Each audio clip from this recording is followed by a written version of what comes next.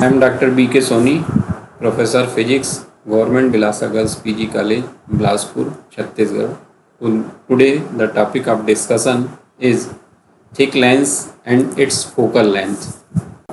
A thick lens is a physically large lens having two spherical surfaces separated by a distance which is not negligible in comparison to the radius of curvature of the spherical surfaces. In other words, a thick lens is a lens whose thickness cannot be treated negligible as compared to its focal length. In figure B O1 and B dash O2 are two spherical surfaces whose radius of curvature is R1 and R2 respectively. Refractive index of the material of lens is mu. This small t is the thickness of lens. Here we consider an incident ray AB parallel to principal axis. After refraction, it goes as B dash, and then after refraction from this surface, it goes like B dash F2.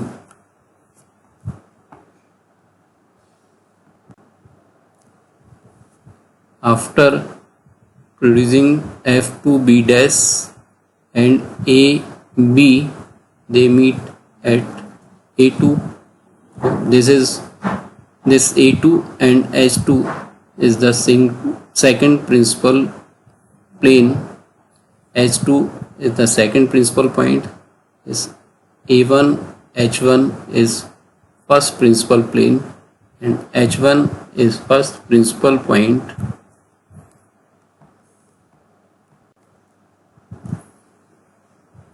This distance is H2 and this is H1. This is second focal point, this is first focal point.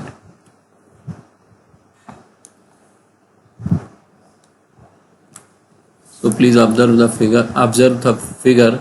In figure, O1B and O2B dash are two spherical surfaces of radii of curvature R1 and R2 separated by a distance O1 O2 is equal to t and enclosing a medium of refractive index mu. The thickness is not negligible in comparison to radius of curvature R1 and R2 respectively. Consider an incident ray AB parallel to principal axis. It is refracted as B dash from the face O1B and then further suffers refraction at the other face O2B dash, giving the final refracted ray B dash F2. So the point F2 is the second focal point of the lens by definition. Further, we see that on producing AB and B dash F2, they meet at A2. This is the point where total bending of the emergent ray appears to take place. The plane A2H2 perpendicular to the principal axis is called the second principal plane and the point H2 as the second principal point of the thick lens. At this plane, the emergent ray has the same height as the incident ray. The distance H2F2 gives the second focal length equal to F.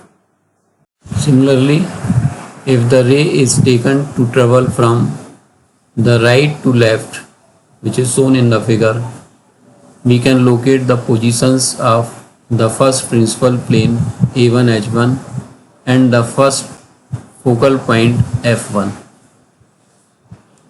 For refraction at the first surface, we know that from the relation mu upon V minus 1 upon U is equal to mu minus 1 upon R, we get mu upon O1 C minus 1 upon infinity. This is equal to mu minus 1 upon R1 because here object is at infinity. Since the incident ray parallel to principal axis get focused at C after refraction from the first surface, therefore 1 upon O1C is equal to mu minus 1 upon mu R1. This is equation number 1. At the second surface, the refraction is from medium of lens to air. Hence, substituting 1 upon mu in place of mu, we get from the above equation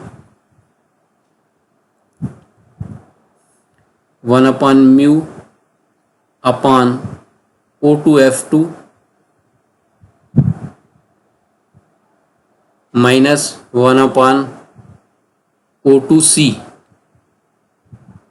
is equal to 1 upon mu minus 1 upon R2, or this we can write 1 upon mu into O2F2 minus 1 upon O2C is equal to 1 upon mu minus 1 upon R2. Multiplying mu from both sides, we can write 1 upon O2F2 minus mu upon O2C is equal to 1 minus mu upon R2. This is equation 2. Since triangle BO1C and B'O2C are similar, therefore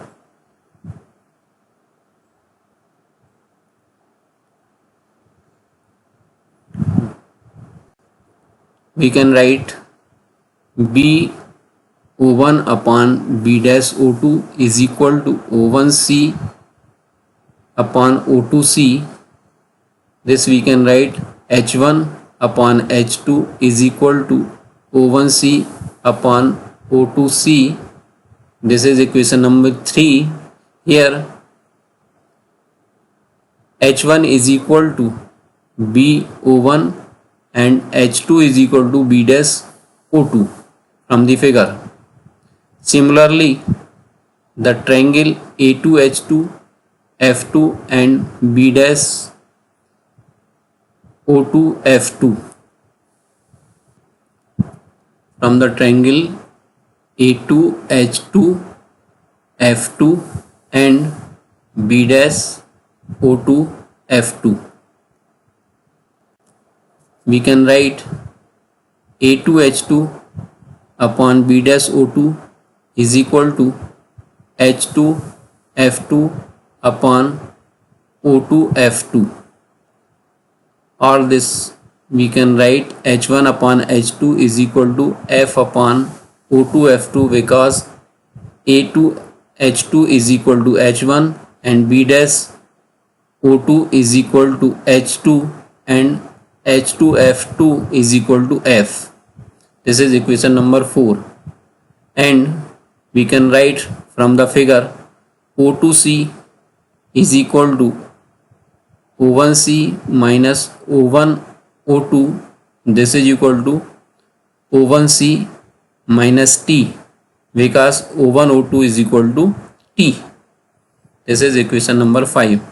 From equation 3 and 4, left side are equal, so we can write equation like F upon O2F2 is equal to O1C upon O2C, and this now we can write 1 upon F is equal to O2C upon O1C multiplied by O2F2. This is equation number 6.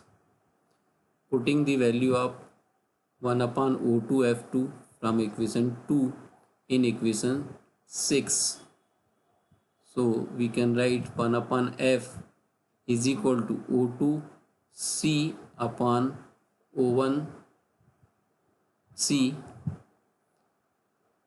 and value of 1 upon O2F2 is equal to 1 minus mu upon R2 plus mu upon O2C. And this now we can write after multiplying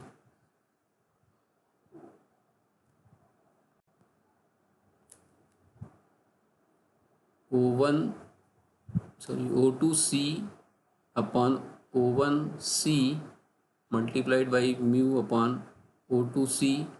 So we can write mu upon O1C minus mu minus 1 O2C upon R2 O1C, because this minus we are taking common here. This is equation number 7. But this O2C upon O1C is equal to O1C minus T upon O1C from equation number 5, and this is equal to 1 minus T upon O1C. Substituting the value of 1 upon O1C from equation 1, we can write O2C upon O1C is equal to 1 minus T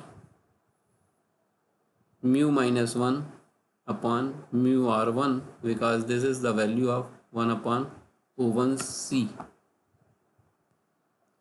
Substituting it in equation 7 and using equation 1, we get 1 upon F is equal to mu minus 1 upon mu R1 from equation 1 minus mu minus 1 upon R2 multiplied by 1 minus T mu minus 1 upon mu R1 bracket close, or this we can write 1 upon F. After multiplying we can write mu minus 1 upon R1 minus mu minus 1 upon R2 plus T mu minus 1 का square upon mu R1 R2, or this we can write 1 upon F is equal to mu minus 1 multiplied by 1 upon R1 minus 1 upon R2 plus T mu minus 1 upon mu R1 R2. Here we are taking mu minus 1 common. This is equation number 8. This expression gives the focal length of the thick lens. We can see from here that for T is equal to 0, the formula 8 reduced to the thin lens formula 1 upon F0. In place of F we are writing F0. This is equal to mu minus 1 upon R1 minus 1 upon R2, where F0 is the focal length of thin lens with the same faces, and this we can write 1 upon F is equal to 1 upon F0, because this is equal to 1 upon F0 plus T mu minus 1 का square upon mu R1 R2. Obviously, with increase in thickness of lens, its focal length decreases because this is 1 upon F. Thank you.